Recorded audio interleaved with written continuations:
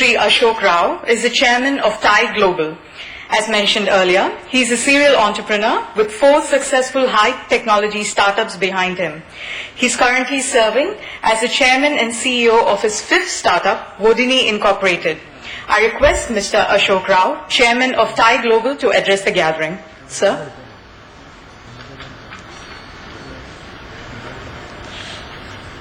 Honorable Chief Minister, ladies and gentlemen, good morning. Yeah, I think we've had a pretty good start, and it is my real pleasure and privilege on behalf of TIE's 14,000 members, 61 cities and 17 countries. But if you were paying attention this morning, you already know that. You heard Ms. Menon tell you this. But it is my pleasure and privilege to be part of and to help kick off TIECon Kerala 2012. In arguably India's most beautiful state, and unarguably in the state that has the highest literacy at 94%, rivaling many European countries, and the highest life expectancy of any state in India at 74 years. It's also good to be back in a state which is estimated to have the lowest corruption of any state in India. Solace indeed, because India as a whole ranks a dismal 95th in the world, in terms of corruption, according to Transparency International's Corruption Index. It is also a state in which I spent 37 straight days. And for those of you who live in Kerala, that's not a big deal, 37 days. But, for somebody like me who spends most of his time at 37,000 feet, it is a big deal. I spent 37 straight days filming my movie Before the Rains. And some of you in this audience, I hope, have seen it. And 2 scenes from that movie are part of this introductory slide that you see up there. It was directed by Kerala's own genius, Santosh Sivan. And it is my favorite of the 5 films I've made. So, Honorable Chief Minister, have you seen this film? You have. Well, if you've not, I'll be happy to send you a copy of it, because once you've seen it, you might start using this film as your most important advertisement for how beautiful your state is. The genius of Santosh Sivan cinematography. But what this film did do was it created 50 jobs in the state of Kerala, but alas, only for those 37 days when we built a village in Munnar as a film set, and then tore it down at the end of the 37 days. What Kerala and India need more is not these short-term jobs that beautiful films like Before the Rains creates, but long-term jobs. And the answer to that is quite simple. Honorable Chief Minister, it is to enable, encourage, and drive innovation and entrepreneurship. That should be the vision for Kerala. But we'll get back to that in a little bit. First of all, a great big hand to John Paul and his team of charter members and volunteers for pulling off this incredible conference. It, to me, is one of the largest gatherings, I would estimate, of entrepreneurs in southern India. We already were told by Ms. Menon that it is the largest gathering in Kerala.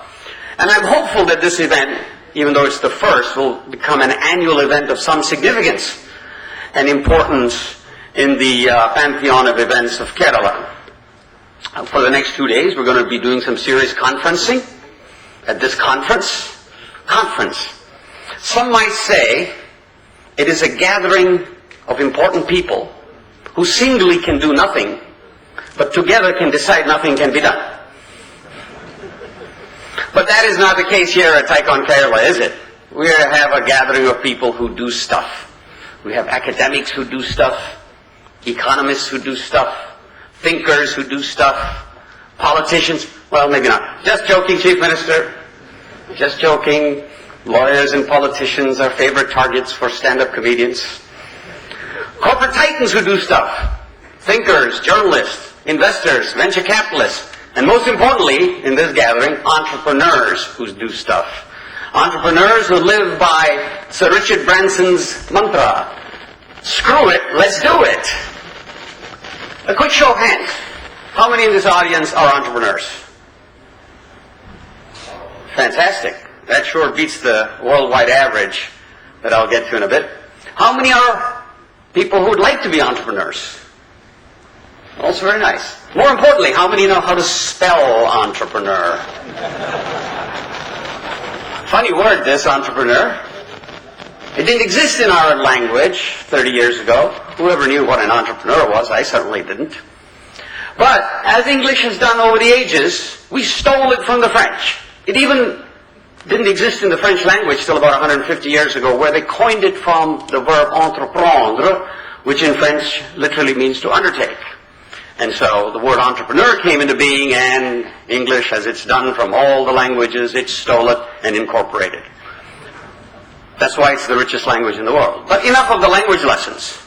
For an entrepreneur like me, I never am stopped amazed by the magic of innovation that is the fuel for entrepreneurship. History has proven to us that it is innovation and entrepreneurship alone that can pull the world out of a crisis like the one we find ourselves in today. So let's start with innovation. A word that we use a lot, and it's clearly very misunderstood. If you go to conferences on innovation, the experts will have you believe some vague and aspirational definition going something like fresh thinking that creates value. We are asked to believe that the word innovation is not synonymous with anything novel or new, and that's probably because it originates from the Latin word innovatus, which literally means into new. At most conferences, everything is innovative. After having been to some of these myself, I've come away with the impression that these experts will have you believe that the hula hoop, the pet rock, the Cabbage Patch doll, the Rubik's Cube, do you all remember those? How many of us are old enough to remember the hula hoop? Not many, only me and maybe some, and Gunwell over there. Well, these experts would have you believe that these things that I just mentioned, the pet rock, the Cabbage Patch doll, the hula hoop, and the Rubik's Cube, qualify as an innovation in the same way that Sir Alexander Fleming's discovery of penicillin did, Jonas Salk's discovery of the polio vaccine did, Cyrus McCormick's invention of the Reaper did, or Thomas Edison's invention of the electric light bulb did, or the Wright brothers' flying machine did, or even Steve Jobs' creation of iTunes and the iPod. This failure to acknowledge the basic difference is in and of itself symptomatic with our confused fascination, or I would more likely say obsession, with the term innovation. An unbiased look at innovation would contend that society views innovation the same way biology views mutation. So let's try to define innovation in one sentence. At least for the people in this room, the relevance of this following definition is that innovation is the process by which an idea or an invention is transformed, mutated into goods and services for which people will pay. So how does one go about innovating? Well, let me use a little story to illustrate. You guys ready for a story this morning? All right, and it's pretty appropriate for a state like Kerala. Well, there was this church, and the bell ringer of the church retired. So the priest put out an ad for a new bell ringer, and the ad was answered by a person with no hands. So the priest says to this applicant, "How are you going to ring the bell? You have no hands." And he says, "Let me show you." So this handless person climbs to the top of the tower, takes a running start, launches himself at the bell, hits it with his head, and creates the most beautiful tone the priest has ever heard. Unfortunately, that knocks him out. He falls to the ground, dead. Stunned onlookers rush up to the dead body and turn around and ask the priest, "Hey, do you know this man?" And he says, "No, but his face sure rings a bell." People laugh at the end of a joke, not at the beginning. Why? Because jokes only make sense in hindsight, when after we've heard the proverbial punchline. We have no context to start laughing at the start of a joke. And until we hear the final line, our mind then works backwards to make sense of it. Then we laugh. Ditto with innovation. There is a famous quote, and I forget who said it. You know, they say that when you get older, memory is the second thing that goes. I forgot what the first was. Anyway, back to that famous quote. Innovation is an abstract concept. And an abstract concept remains abstract until our mind works backwards to make sense of it, just as one does with a good joke. This ability to see value in hindsight is the crucial skill for an innovator. So what about innovation? This famous magical thing that's going to rescue economies. Well, this process by which an idea or an invention is transformed into goods and services that people will pay, innovation is not an invention, but it could be. Innovation is not an idea alone, relying on the unique insight of individuals, but it could be. Innovation is not a brilliant spark, a flash of genius, an epiphany, but it could be. Innovation is not always unpredictable or random, but it could be. And innovation is not always a new spin on an existing product or service, but it could be, like you see with iTunes. The true innovation, disruptively, that didn't work was Napster. But Steve Jobs took that innovation and created something that's changed the world. True innovation is what separates the hula hoop from Leonardo da Vinci's mobile cannon or Thomas Edison's electric light bulb. True innovation is what separates the Cabbage Patch doll from Alexander Fleming's penicillin or Jonas Salk's polio vaccine. True innovation is what separates Rubik's Cube from McCormick's Reaper or Steve Jobs' iTunes and iPod. Innovation serves as a catalyst for all spheres of society, lighting a beacon for entrepreneurs. Without the electric light bulb to the electric car, without the internal combustion engine to the jet aircraft, the integrated circuit to the mobile phone, the iconographic painting to Rembrandt's Night Watch, or the sonnet to the sonata, our lives would be incredibly different today. It is this innovation that is the fundamental underpinning and lifeblood of entrepreneurship. Because one thing's certain, entrepreneurs innovate. They just do it. It's as fundamental to our universe as Newton's 3 laws. Entrepreneurs energize innovation, create jobs, grow economies, and create wealth. Not everyone is, or can be, unlike this room, which was against what I'm about to say. Not everyone is or can be an entrepreneur. Entrepreneurs are infected with what I call the entrepreneurial virus. It's a virus. It's not a gene because it's randomly distributed. It infects people randomly. My own anecdotal research, and I think Kunwal's too, suggests that 1 out of 25 people in the world are randomly infected with this entrepreneurial risk virus. It's country agnostic, gender agnostic, culture agnostic, region agnostic, religion agnostic, skin color agnostic. It is like peanut butter on toast. 1 out of every 25 people approximately are infected with this virus. Think about the people you know, your friends, your family. Some are entrepreneurs, most are not. A good example is my own family. I have 2 brilliant brothers, absolutely brilliant. One of them is a doctor, determined to cure diabetes. The other is a double PhD in artificial intelligence, and he's worked for Siemens for 25 years. Both completely risk-averse. In the U.S., on the highways, they will drive exactly 55 miles an hour, the speed limit. Not 56, 55. Me, on the other hand, I have 2 radar detectors in my car. One in the front, one in the back, just in case. So why is the level of entrepreneurial endeavor different in different countries, different regions, different cultures, if it is as a result of this evenly distributed peanut butter on toast style entrepreneurial virus that's random? And the answer is twofold. 1, government and its institutions, and 2, the environment, the centuries-long cultural pressures and traditions that are prevalent in that region.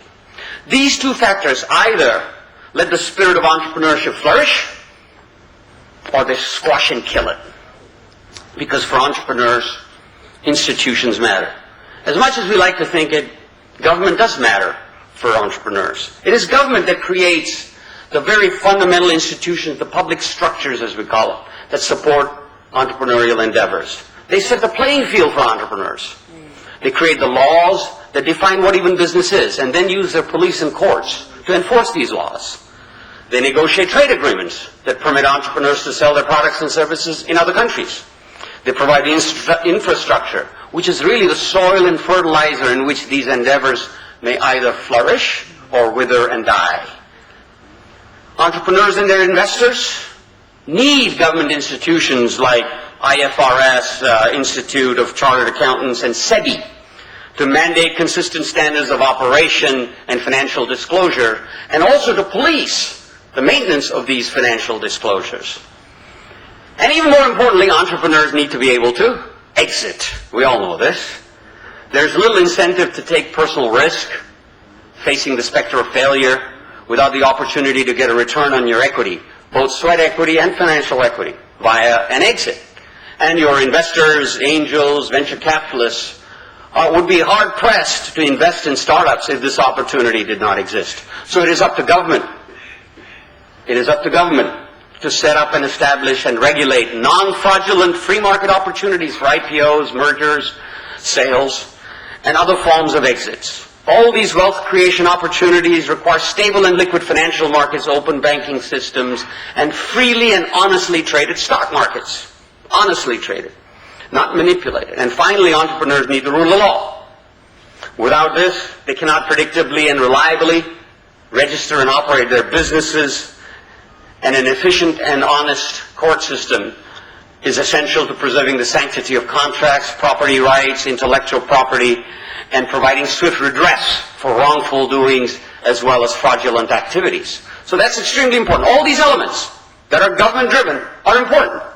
But the paradox is, and this is the constant paradox all across the world, is that once government has set up these institutions and has them running, they need to get the hell out of the way and let the entrepreneur do his job.